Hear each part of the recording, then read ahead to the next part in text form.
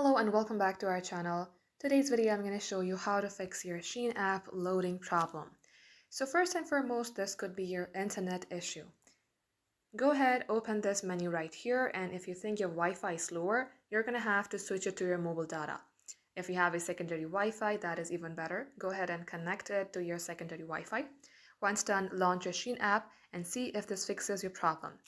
Next, what you have to do is head over to your Play Store. Let's go ahead and make sure that our application is updated. So go ahead and type in SHEIN here.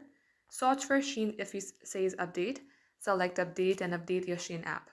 Lastly, long tap onto your application. Select the eye icon. You will see a settings page right here. Select storage under usage. In here, clear the cache. Now come back onto app info and select force stop. Select OK. Go ahead, restart your device, launch your SHEIN application, and it will definitely fix your problem.